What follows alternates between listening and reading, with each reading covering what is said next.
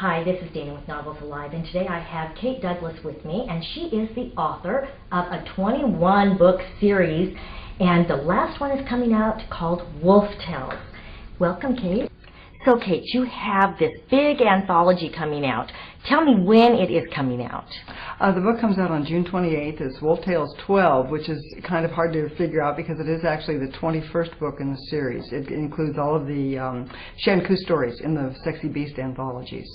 So it's been a long run.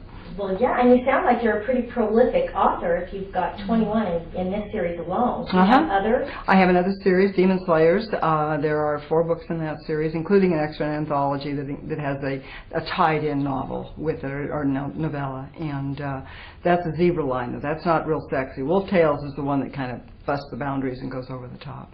So do you ever get that you don't look like the kind of person who would write that kind of hot sex? Yeah, it was really funny. I was at the vice president of marketing for Barnes & Noble. It was in about, I think it was 2007, and so Wolf Tales had been out for a while, and the books were doing really well.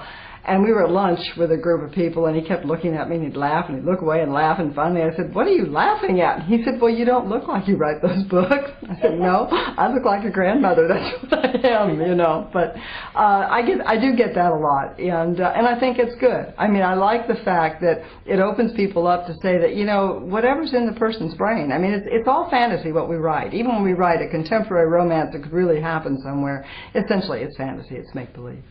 So what got you into writing in the first place?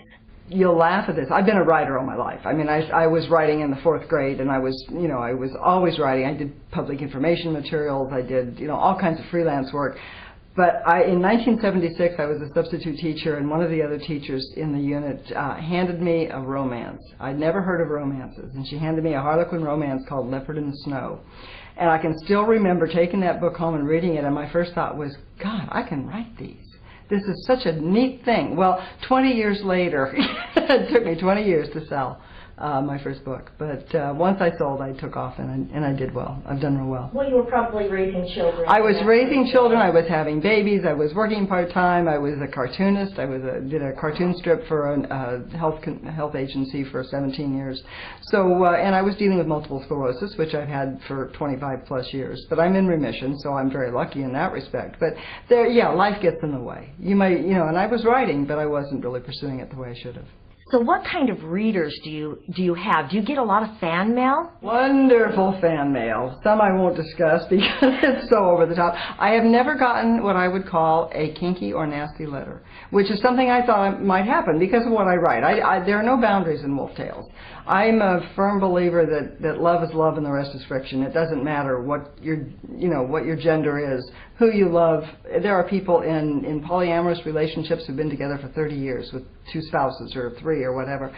I think everybody has what works for them. And so I get letters from all dynamics. I mean, people across the board, and they're all good. I've never had a bad letter, which is, I think, pretty cool. I get thank you notes from husbands, too.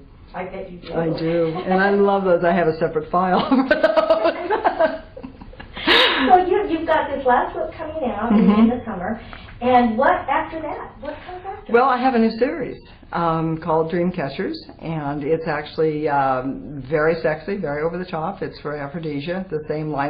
The Aphrodisia imprint was built around Wolf Tales.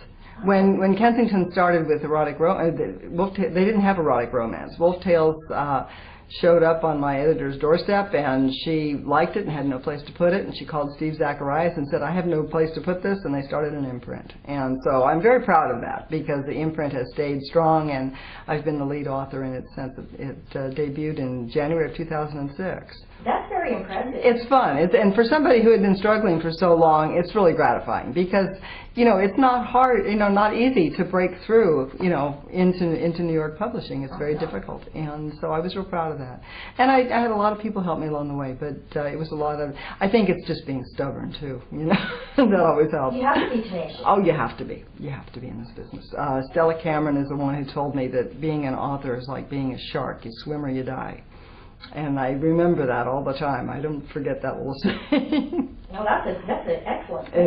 It is. But now, I have read, and we briefly talked about it, that you believe wholeheartedly in the pay it forward. I do. I would not be published without the help of some terrific people along the way. A lot of authors, I won't even try and give names because there are so many. I mean, there are just so many people who have been very good about helping me along. And I feel like we don't just pick this stuff up by osmosis. We have to learn it, and the only way to learn it is from other people who've been there.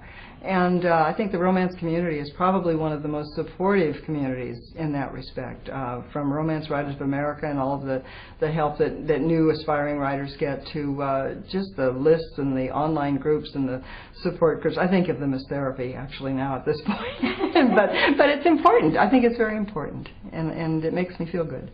You sound like a very interesting writer, and I need to take the time to read you.